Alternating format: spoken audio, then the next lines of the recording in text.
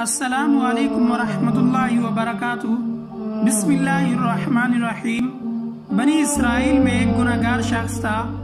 جو اس کے گناہوں اور نافرمانیوں کا سلسلہ بڑھتا جاتا، اللہ عز و جل اس پر اپنا رزق اور احسان بھی بڑھاتا جاتا۔ جب اس نے حضرت موسیٰ علیہ السلام سے گناہوں اور برائیوں میں ملوث رہنے والے کے لیے عذاب کا بیان سنا تو کہنے لگا، اے موسیٰ، میرا رب عز و جل کیا چاہتا ہے؟ کیونکہ میں جب بھی گناہوں میں زیادتی کرتا ہوں تو وہ مجھے مزید اپنا فضل و نعمت عطا فرماتا ہے۔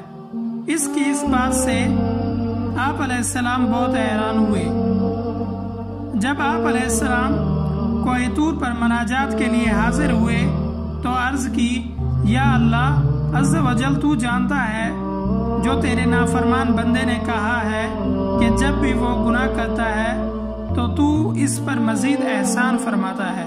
تو اللہ عز و جل نے فرمایا، اے موسیٰ، میں اس کو عذاب دیتا ہوں، لیکن وہ جانتا نہیں۔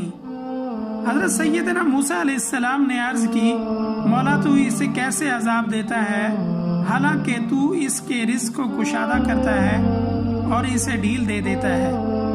جواب ملا، میں اسے اپنی بارگاہ سے دوری اور اپنے فضل و کرم سے محرومی کا عذاب دیتا ہوں، اپنی اطاعت سے غافل کر دیتا ہوں، اپنے حضور کی مناجات کی لذت سے سلائے رکھتا ہوں اور سحری میں اپنے عطاب اور اپنے دل نواز خطاب کی لذت سے محروم کر دیتا ہوں۔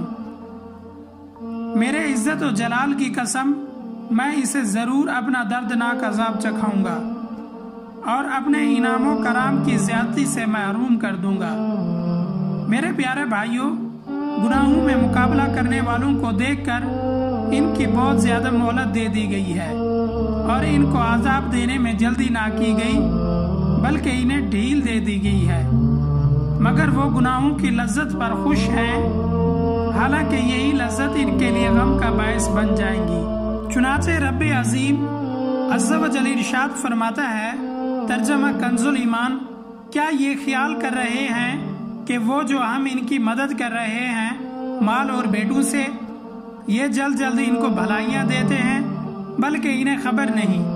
اللہ عز و جل نے ان کی سامان زینت سے مزین روح گردانی کو واضح کر دیا اور اس کی مثال یوں بیان فرمائی، ترجمہ کنز الایمان، ہم تمہیں ایک عذاب سے ڈراتے ہیں کہ نزدیک آ گیا۔ اس دن انہیں کس قدر رسوائی ہوگی جب اللہ عز و جل انہیں ان کی بدعمالیوں پر خبردار فرمائے گا، اور اللہ عز و جل ہر چیز کا علم رکھنے والا ہے۔ میرے پیارے بھائیوں، گناہوں کے بھیانک انجام پر غور کرو، کیسے لذتیں ختم ہو جائیں گی اور خامیاں باقی رہ جائیں گی۔ میں تمہیں اللہ تعالیٰ کی قسم دیتا ہوں کہ گناہوں کی طلب سے بچو، کہ یہ بہت بری طلب ہے اور اس کے اثرات چہروں اور دلوں پر کتنے برے ہیں۔ سبحان اللہ، وہ بندہ کتنا خوش بخت ہے جس نے اپنے دل کو صاف ستھرا کر لیا، اپنے نامہ اعمال کو گناہوں سے پاک کر لیا اور اپنے ظاہر و باطن کو اللہ عز و جل کے لیے خالص کر لیا۔